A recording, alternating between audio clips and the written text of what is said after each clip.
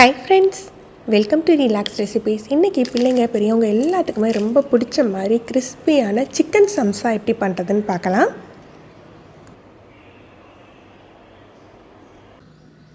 Chicken சம்சா பண்ணுறதுக்கு boneless chicken எடுத்துக்கோங்க. ஒரு 100 கிராம் சிக்கன் இருந்தாலே நீங்கள் நிறைய சம்சா பண்ணிடலாம்.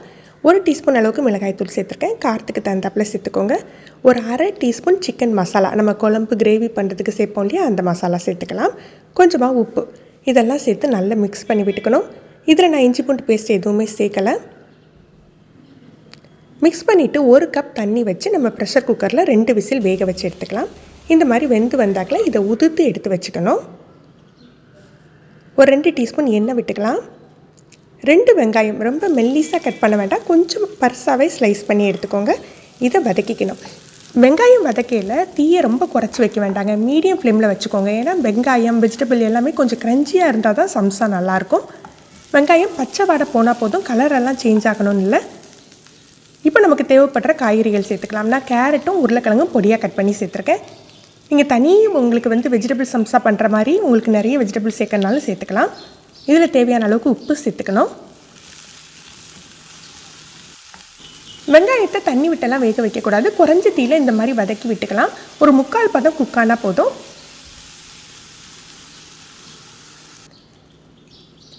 இதில் ஒரு 1/4 டீஸ்பூன் போல் கரம் மசாலா சேர்த்துக்கிறேன். காரத்துக்கு தேவையான அளவுக்கு மிளகாய்த்தூள் சேர்த்துக்கலாம். நீங்கள் சின்ன பிள்ளைங்க இல்லாட்டி நீங்கள் பச்சை மிளகாய் கூட பொடியாக கட் பண்ணி சேர்த்துக்கலாம். ஒரு 1/4 டீஸ்பூன் மஞ்சள் பொடி சேர்த்துக்கலாம். உப்பு செக் பண்ணி பார்த்துட்டு தேவைப்பட்டால் சேர்த்துக்கோங்க. நம்ம தண்ணி விட்டுலாம் வதக்கணும் மசாலா அப்படின்னா உங்களுக்கு உள்ளே உருளைக்கிழங்கு மசாலா மாதிரி இருக்கும். அது உங்களுக்கு சாஃப்ட் ஆகிடும், க்ரன்ச்சியாக இருக்காது. இப்போ ஒரு கைப்பிடி அளவுக்கு மல்லி பொடியாக கட் பண்ணி சேர்த்துக்கலாம். நீங்கள் வெஜிடபிள் சம்சாவாக செய்கிறதா இருந்தால் இந்த ஸ்டேஜ்லேயே எடுத்து வச்சுக்கலாம். நம்ம சிக்கன் பண்ணி உதுத்து வச்சுருக்கோம் இல்லையா, அதை இதோடு சேர்த்து நல்லா மிக்ஸ் பண்ணிக்கணும்.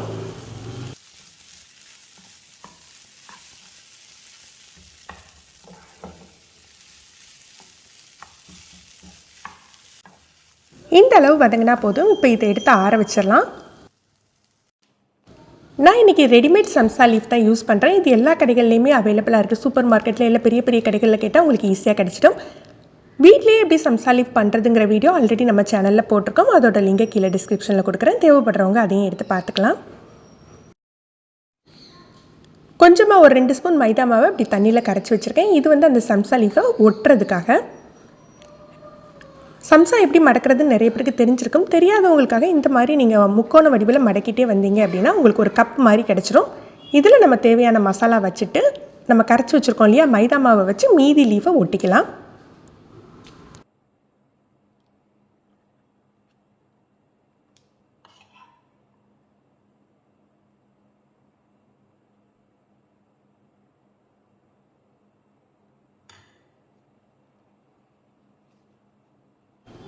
இப்போ நம்ம மைதா கரைசலை தடவிட்டு இதை ஒட்டிக்கலாம்.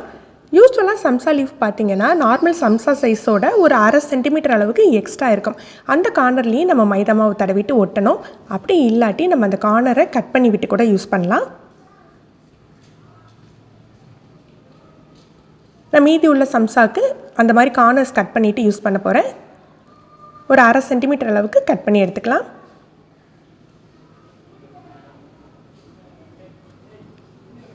இந்த மாதிரி கட் பண்ணிட்டு பண்ணையில நமக்கு பர்ஃபெக்டாக கரெக்டாக நமக்கு ரோல் பண்ணுறதுக்கு வரும்.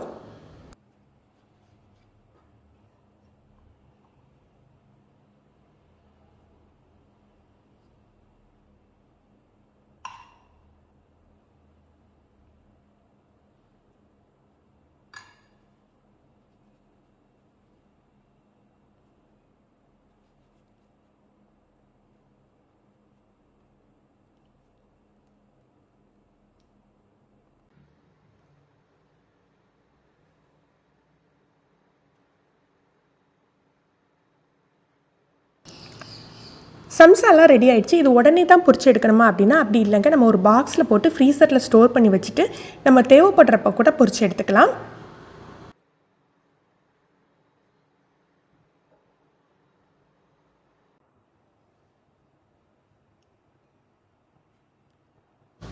எண்ணெய் சூடானாக்கில் மீடியம் ஃப்ளேமில் வச்சுக்கோங்க. ஹாட்டாக இருந்ததுன்னா சட்டுன்னு சம்சா கருத்து போயிடும். இப்போ நம்ம சம்சாவை சேர்த்துட்டு மீடியம் ஃப்ளேம்லேயே லோ டு மீடியம் ஃப்ளேம்லேயே 2 பக்கமும் நல்லா மொறுமொறுன்னு வர்ற மாதிரி பொரிச்சு எடுக்கலாம். உள்ள மசாலா ஆல்ரெடி நமக்கு வெந்துட்டு இந்த சம்சா லீஃபோடு சேர்ந்து லைட்டாக குக் ஆனாலே போதும்.